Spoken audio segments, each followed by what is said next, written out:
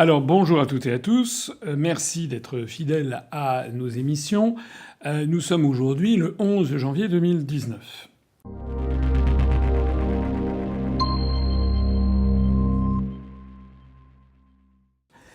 La France en ce moment, les médias français sont essentiellement tournés vers la France et parlent des événements qui sont effectivement, il faut le reconnaître, extrêmement nombreux, inquiétants d'ailleurs, sur ce qui se passe en France.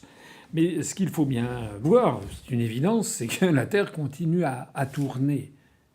Et je voudrais, par cette petite vidéo, attirer votre attention sur ce qui se passe dans le reste du monde et qui concerne la France. La première chose qu'il faut savoir, c'est que les événements qui ont lieu à Paris et en France, avec le mouvement des Gilets jaunes, sont très suivis dans le reste du monde.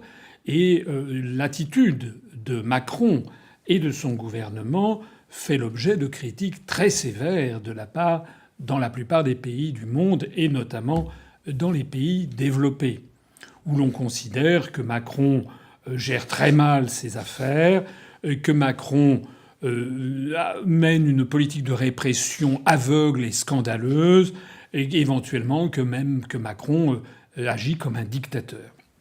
Alors, on a vu notamment que l'Iran avait demandé une certaine modération dans la répression, le Venezuela aussi. On attend que Bachar el-Assad en Syrie demande à Macron de ne pas gazer sa population. Vous vous rappelez ce qu'avait dit Laurent Fabius en parlant de Bachar el-Assad. Il avait dit que Bachar el-Assad ne méritait pas d'être sur la terre.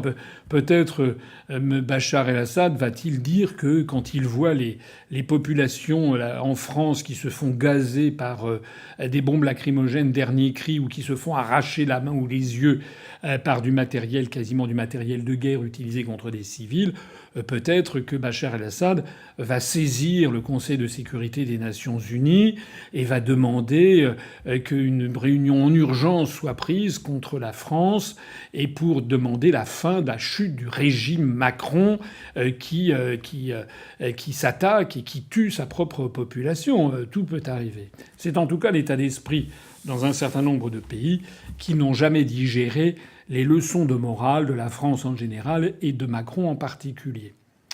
C'est tout particulièrement ce qu'a décidé de faire le gouvernement italien de M. Giuseppe Conte, et notamment des deux vice-présidents du Conseil que sont M. Salvini et M. Di Maio. Alors je sais bien que ce gouvernement a mauvaise presse dans les grands médias en France, et que certains disent oui, mais c'est un gouvernement d'extrême droite et c'est ça.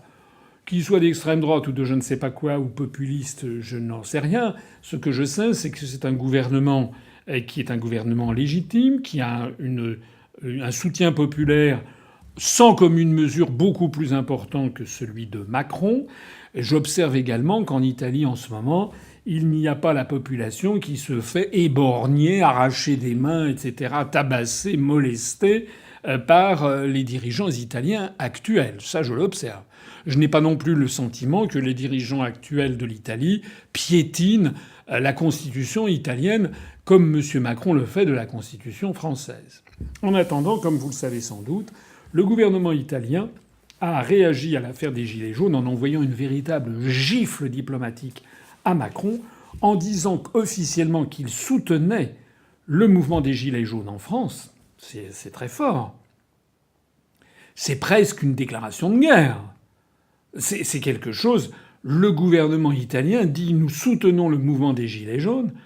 M. Salvini, le vice-président du Conseil italien, a dit qu'il fallait défendre les honnêtes gens qui se battent contre le président Macron, qui gouverne contre son peuple.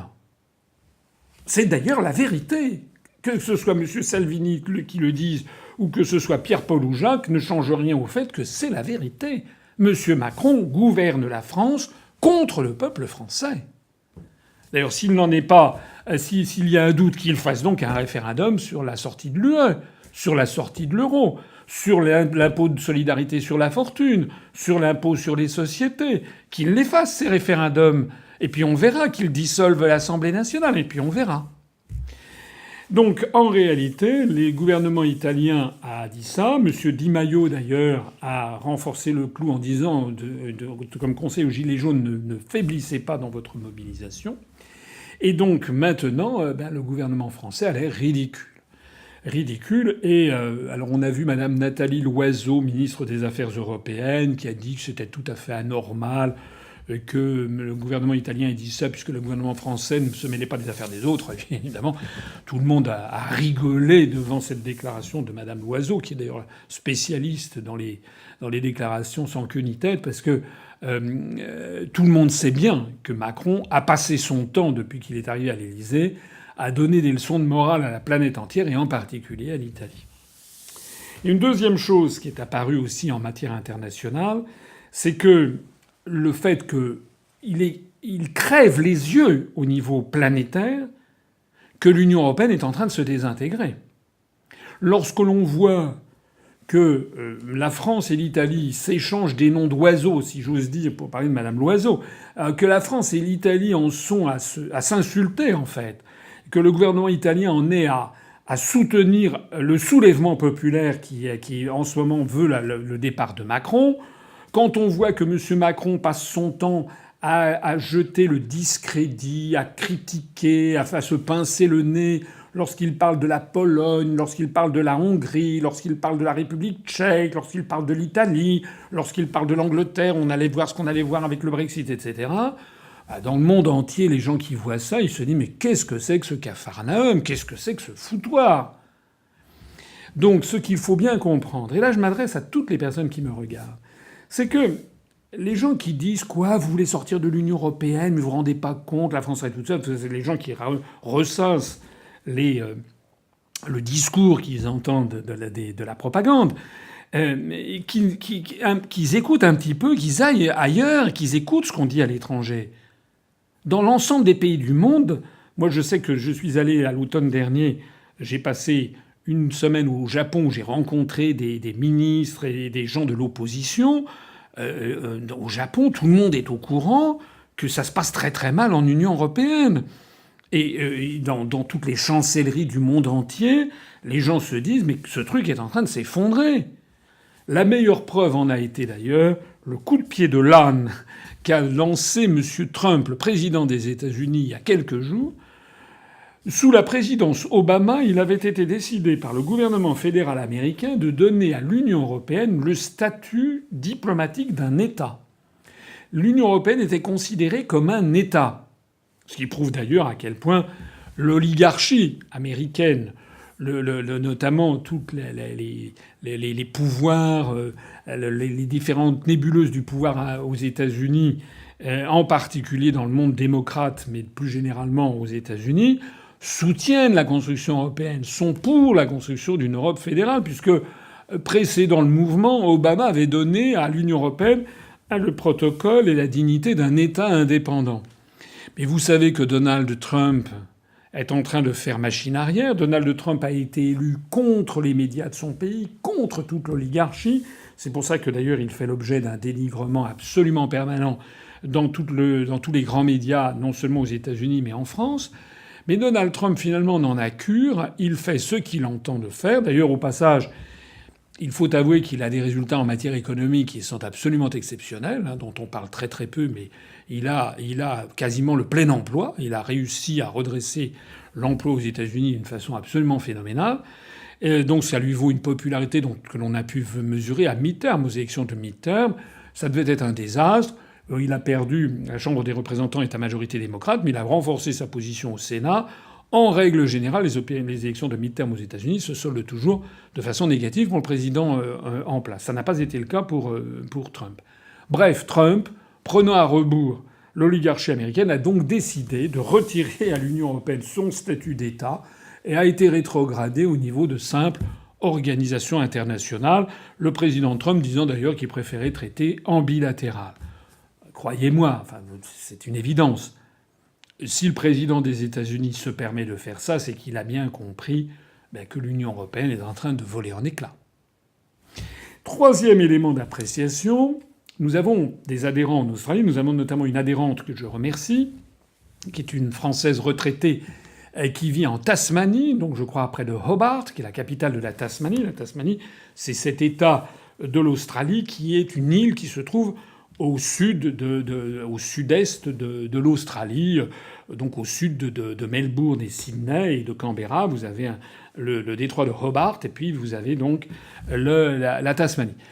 Et donc nous avons une adhérente qui nous a fait passer un article très intéressant que nous avons traduit, enfin qu'elle avait traduit et qu'on a publié sur notre site, un article tiré d'un grand journal australien qui s'appelle The Australian, qui veut dire l'Australien bien sûr, et qui n'est pas le journal ayant le plus grand tirage, mais qui est le journal de toute la communauté de l'économie et des affaires. C'est un petit peu l'équivalent des Échos. C'est un journal sérieux, solide, qui est réputé pour son sérieux, sa solidité et aussi pour traduire le sentiment du monde des affaires en Australie. Eh bien, il y a eu un article qui a été publié le 1er janvier de cette année, 2019, dans ce journal, par l'éditorialiste en chef des questions économiques et qui dit « Un Brexit sans accord », donc le Brexit britannique sans aucun accord, eh bien, ne fera pas couler le Royaume-Uni et finalement, ça se passera très bien. Vous savez que l'Australie est évidemment très liée au Royaume-Uni, que le chef d'État de l'Australie, c'est la reine Elisabeth II d'Angleterre, puisque la reine Elisabeth II reste chef d'État de 16, 17 ou 18 États du Commonwealth, dont l'Australie et la Nouvelle-Zélande. Et donc il est intéressant de voir que ce pays, l'Australie, qui est quand même une très grande puissance régionale, et qui est proche de l'Asie du Sud-Est, de la Chine, de l'Extrême-Orient et de l'Asie du Sud, c'est son environnement, c'est la principale puissance du Pacifique, et bien que les classes dirigeantes, l'élite économique et financière australienne considèrent que le Royaume-Uni a tout à fait intérêt à faire un Brexit sans accord, que oui, il y aura peut-être des petits problèmes ici ou là, il faudra recréer pendant quelque temps une frontière pour contrôler, mais ma foi, c'est ce qui arrive partout. Et en définitive, ce journal dit que l'intérêt fondamental du Royaume-Uni, c'est d'aller de l'avant sur cette question. Voilà. Alors, j'en arrête là sur les questions internationales pour aujourd'hui. Nous avons ici un exemple frappant de 3 pays, 3 grands pays. Ce n'est pas rien. Ce sont 3 pays occidentaux, l'Italie, les États-Unis, l'Australie. Tous les 3 montrent, l'un est dans l'Union européenne, l'Italie, 2 autres, les États-Unis et l'Australie, n'y sont pas. Ces 3 pays montrent d'une part qu'il y a une animosité croissante entre les pays de l'Union européenne, c'est l'Italie qui le prouve, et puis que tout le monde a compris à travers le monde que l'Union européenne est entrée en phase terminale, c'est une maladie entrée en phase terminale, que tout ceci va exploser et que la chose la plus solide, la plus sûre à faire, c'est de faire le Brexit, comme le disent les Britanniques. Je terminerai par cette réflexion que je vous invite tous à avoir. C'est que les européistes veulent absolument mettre dans la tête des Français que ce serait de la folie de sortir de l'Union européenne et que tout le monde entier serait d'accord avec le fait qu'il faut construire l'Europe. C'est le contraire qui est vrai. Le contraire qui est vrai. Dans l'ensemble des pays du monde, allez voir les dirigeants un petit peu partout dans le monde, allez lire la presse, dans l'ensemble des pays du monde, les opinions publiques et surtout les experts politiques, les experts économiques, qui ne sont pas assujettis à la propagande massive qui nous est imposée, ont compris que l'Union européenne est entrée en phase terminale et qu'il faut en sortir. Nous n'avons, pour ce qui nous concerne, qu'à appliquer cette politique, qu'à appliquer cette stratégie. Il se trouve que c'est celle que je propose aux Français depuis bientôt 12 ans et qui est ainsi confirmée par les événements et confirmée par le reste du monde. Vive la République et vive la France.